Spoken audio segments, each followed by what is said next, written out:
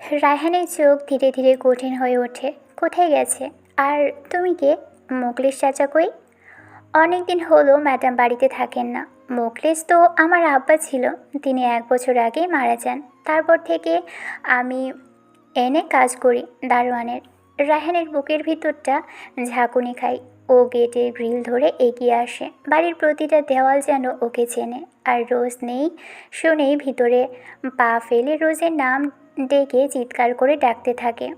তিশা রায়হানকে চিনে দেখে ইমরান চৌধুরী কিছুটা অবাক হয়ে তিশাকে জিজ্ঞেস করে, কে এই লোক? তুমি চেনো তাকে? হ্যাঁ, চিনব না কেন? রায়হান তিশাকে চিনে ফেলল। তিশা রোজের বেস্ট ফ্রেন্ড। রায়হান তিশাকে দেখে তিশার সামনে এসে দাঁড়ায়, ব্যাকুল স্বরে বলে, তিশা তাই না? আপনি যেহেতু এ বাড়িতে, তাহলে রোজেরও থাকার কথা। দারোয়ান যে বলল রোজ বাড়িতে নেই। কোথায় সে? ডেকে আনুন। বলুন আমি এসেছি।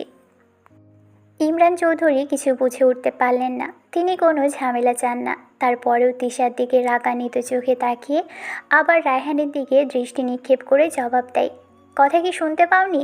রোজ এ বাড়িতে আর থাকে না। আঙ্কেল, আমি তো সেটাই জানতে চাচ্ছি, সে কোথায়? একটু থেমে ভারী শ্বাস নিয়ে রায়হান আবার বলল, রোজ কোথায় তিশা? তুমি তোর বেস্ট ফ্রেন্ড, আমাকেও চিনো। আমি কে? আমি কিন্তু আজ ফিরেছি। বহুদিন দূরে ছিলাম রোজকে ছেড়ে। আমার আর সহ্য হচ্ছে না। লোকেশন দাও, কোথায় আছে বলো, আমি সেখানে গিয়ে দেখা করব। তিশা শুকনো ঢোক গিলল। এখনও বিশ্বাস করতে কষ্ট হচ্ছে তার। ইমরান চৌধুরীর হাত ধরে তাকে বসিয়ে দেয়। রিল্যাক্স হতে বলল। তবে ইমরান চৌধুরী কড়া গলায় জবাব দিয়ে দিল, তুমি যেই হও না কেন, শুনে রাখো, রোজের যেখানে থাকার কথা সে সেখানেই আছে। ইমরান চৌধুরীর বেখেয়ালি কথায় রায়হান চটে যাচ্ছে দেখে তিশা তড়িঘড়ি করে ইউভান যে নিয়ে গেছে তার সরাসরি না বললেও এক কথায় দম ছেড়ে বলে দেয়, রোজের বিয়ে হয়ে গিয়েছে। রোজ স্বামীর বাড়ি সংসার করছে। আর কিছু বলতে পারবো না আমি। ভাইয়া, আপনি এখন যেতে পারেন। রোজের বাবার শরীর তেমন ভালো না। গো প্লিজ। রোজের বিয়ে হয়ে গিয়েছে কথাটা কানে বজ্রঘাত করল রায়হানের।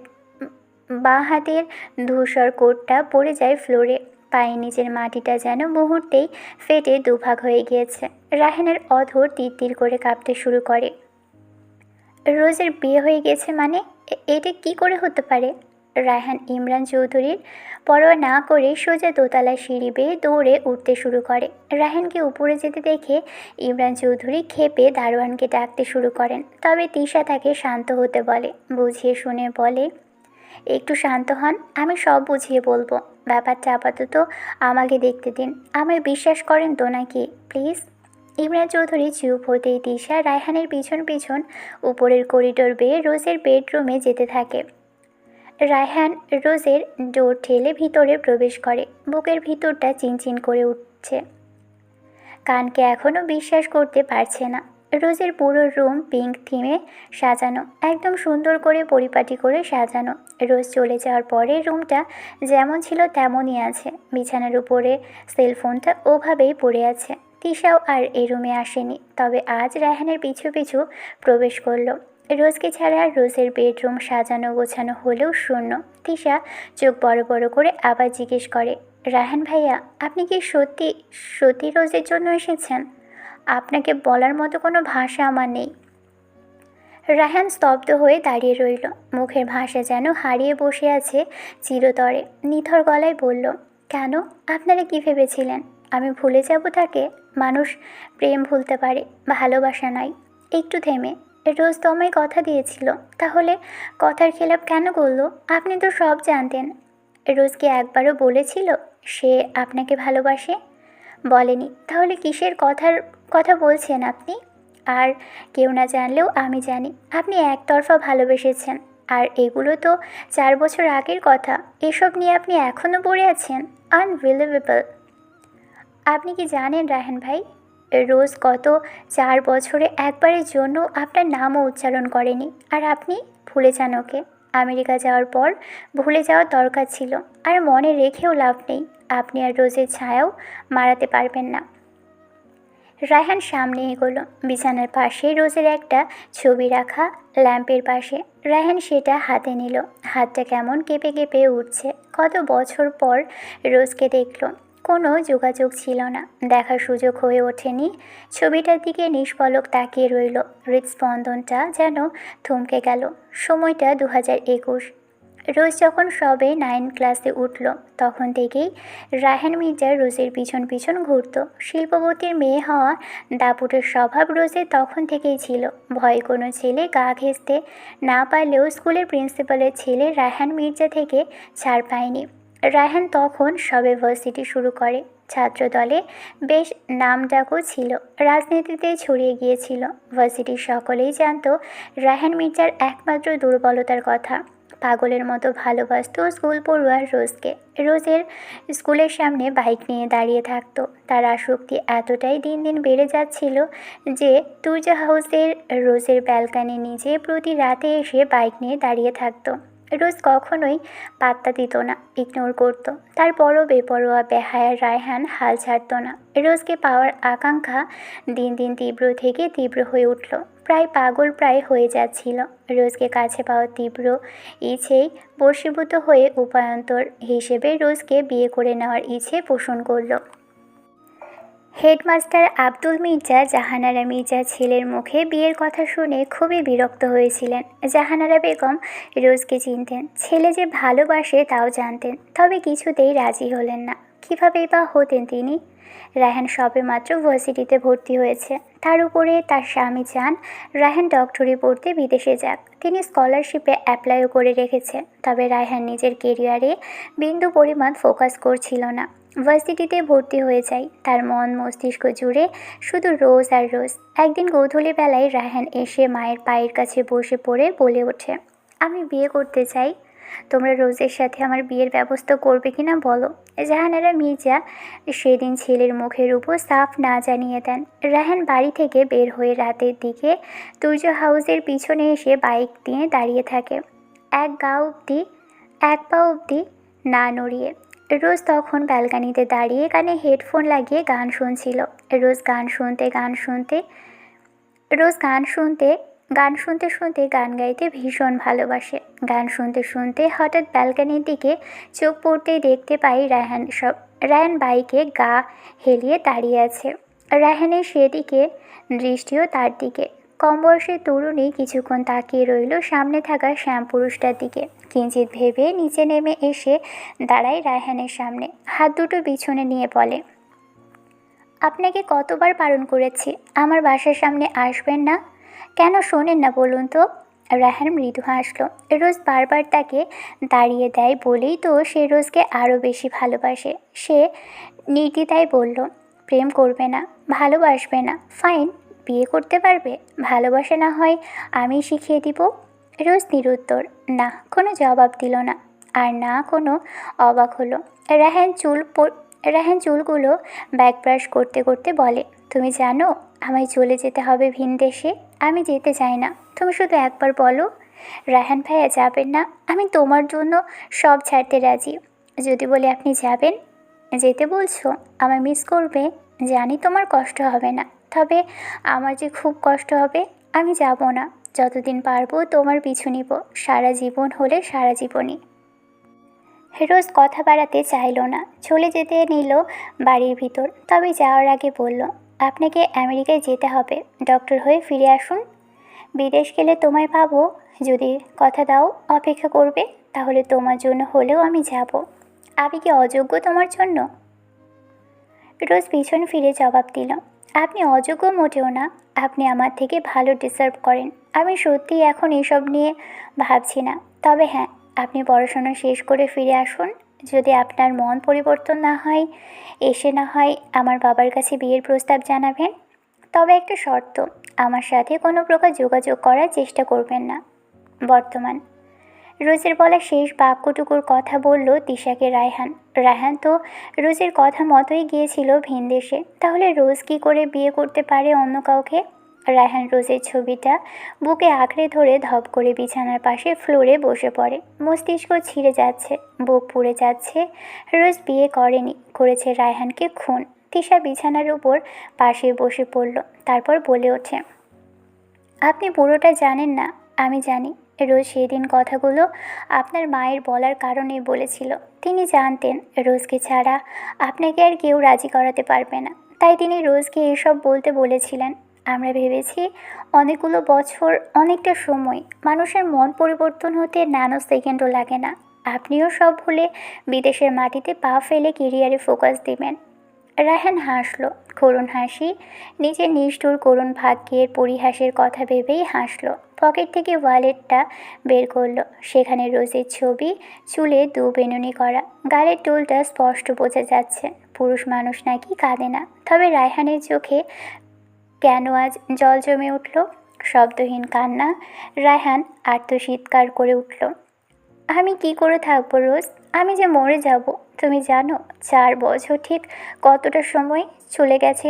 তবে ভুলে যাওয়ার ঔষধ কেন দিয়ে গেলে না? আমার বুকটা পুড়ে যাচ্ছে। তোমায় নিজের করে পেলাম না, হারালাম। না পাওয়ার মাঝেই কি ভালোবাসা গভীরতা লুকিয়ে থাকে, যাকে চাইলেও জীবনে পাওয়া যায় না? তার জন্যেই চোখের কোণে জল জমে ওঠে। পেয়ে গেলেই কি মূল্য কমে যেত? না পাওয়া মানুষটা থেকে যায় মনে অদেখা ঘরে, যেখানে সময় থেমে থাকে, ভালোবাসা জমে থাকে অপূর্ণ থেকে চিরস্থায়ী হয়ে। তিশা চুপ রইল। কিছুক্ষণ চুপ করে উঠে চলে যেতে নিলে রায়হান পিছন থেকে ভাঙা গলায় বলে ওঠে, আমার ভালোবাসাকে কোন ভাগ্যবান ব্যক্তি পেল? তিশা একটু ইতস্তত বোধ করলো, গলা একটু খাঁকড়িয়ে তোতলালো, আমি কিছু জানি না, নামটা ঠিক মনে নেই, ইউভান হবে মেবি, বাকিটা রোজের বাবা জানেন। তিশা বেরিয়ে যেতেই রায়হান উঠে দাঁড়ালো, হাতের কনুই দিয়ে চোখ মুছে পকেট থেকে একটা ডায়মন্ড রিংয়ের বক্স বের করলো। রিংটা হাতে নিয়ে বুকের বাঁ পাশে পাঞ্চ মেরে বলল, তোমাকে যে পেল, না জানি সে কতটা ভাগ্যবান, যে কিনা আমার তাহাজুদের অশ্রুকেও হার মানিয়ে দিল। প্রায় 3 দিন কেটে গিয়েছে। বছরের শেষ মাস শুরু। খ্রিস্টান কালচারের দেশ মানে ডিসেম্বর তাদের জন্য স্পেশাল। শুরু থেকেই ক্রিসমাসের আয়োজন চলে, তবে সবার জন্য সব কিছু কি আর আনন্দের হয় নাকি? কখনো কখনো বিষাদে ভরা ছোট ছোট প্রাণভোমরাগুলো স্মৃতি পাতায় ডুবে থেকে জীবনের সুখগুলো ভুলতে শুরু করে। অ্যাশ, আলবার্ট, এমিলিও ইউভানের অ্যাক্সিডেন্টের পর থেকেই চার্চে এসে প্রার্থনা করে চলেছে। 3 দিন ধরেই নির্ঘুমের ফলে শরীরটা আরও বেশি খারাপের দিকে যাচ্ছে।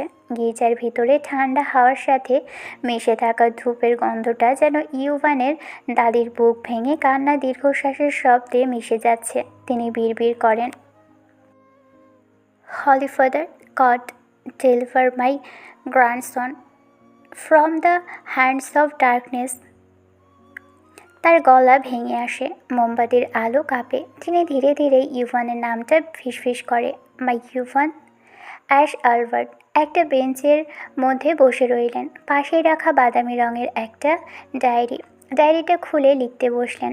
অ্যাশ আলবার্ট শুধু শুধু আজকের দিনটা মনে রাখতে পারেন। অতীতের এত কিছু যেন কুয়াশার মধ্যে হারিয়ে যায়। তার স্মৃতি নিজেই নিত্যদিন তাকে ছেড়ে চলে যায়। তাই প্রতিদিন তিনি ডায়েরি লেখেন, কিছু অংশ যা দেখলে তিনি স্মৃতিচারণ করতে পারেন। ইভানকে তিনি আর সিইও বানিয়েছেন ঠিকই, তবে ইউভান কখনো দায়িত্ব পালন করেনি। কোম্পানির কাজে তাকে মানুষজন খুব কম দেখতে পায়। সব কিছু একা হাতে সামলিয়েছেন তিনি, হাঁপিয়ে উঠছেন। অ্যাশ অ্যালঝাইমার এর রোগী, স্মৃতিভ্রংশ, পুরনো ঘটনা মনে রাখতে অক্ষম। ডায়েরি লেখা শেষ হলে উঠে দাঁড়িয়ে পড়েন। হসপিটালে যেতে হবে ইউভানের কাছে। অ্যাক্সিডেন্টের পর ইউভানকে আনা হয় ডেনমার্কের সুপার হসপিটালগুলোর মধ্যে অন্যতম আরহুস হসপিটালে। হাসপাতালের সেই সাদা বরফ ঠান্ডা করিডোরে লাল আলোর টিউবগুলো কাঁপছে। 3 দিন আগে সেই রাতের হাহাকার এখনও দেওয়ালের ভিতর আটকে আছে। আইসিইউর দরজার উপর লাল আলোটা ঝিমঝিম করছে। ক্রিটিক্যাল কেয়ার এখনও শেষ হয়নি। রুমের ভিতর ইউভান শুয়ে, তার কপালের ডান দিকের গভীর কাটা জায়গাটা ব্যান্ডেজে মোড়া। রক্তের দাগ সাদা ব্যান্ডেজে হালকা বাদামি হয়ে শুকিয়ে আছে। নাকে অক্সিজেন লাইন, গলায় মোটা নীল ক্যানোলা।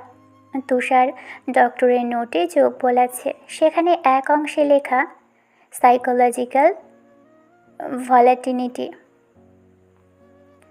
কারণ আইসিইউতে আনার পর প্রথম রাতেই ইভান তার শারীরিক ব্যথা ভুলে বারবার হিংস্রভাবে উঠে বসতে চেয়েছিল, যেন কোনো কিছু বা কাউকে খুঁজছে।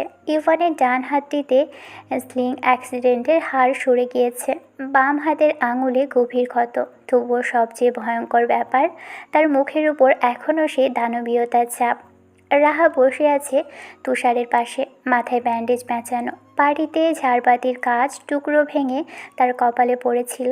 তুষার ইউভানের রিপোর্টগুলো চোখ বোলাতে বোলাতে বলল, যে জিনিস পারো না তা করতে যাও কেন?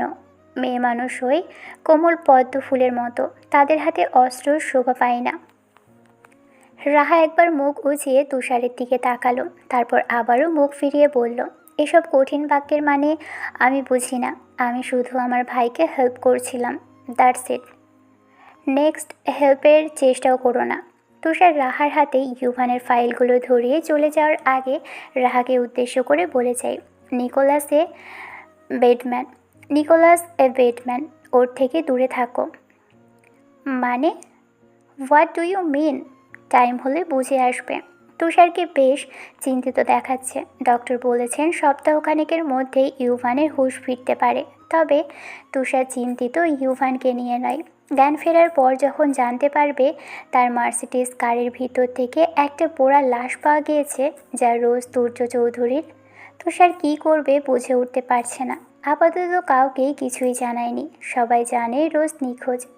সেদিন কোপেনহেগেনের রেলওয়ে যে গাড়িটা পোড়া অবস্থায় পুলিশ শনাক্ত করে তা ইউভান রিক চৌধুরী জানতে পেরেই তারা খবর পাঠায়। সেখানে একটা মেয়ের পোড়া লাশ পাওয়া যায়, যা চেনার কোনো উপায় নেই, আগুনে ঝলসে যাওয়া। তুষার এখনও বুঝে উঠতে পারছে না 3 দিন ধরে মর্গে পড়ে লাশটা কি আসলেই রোজ তুর্য চৌধুরীর, আর যদি হয় ও তারপর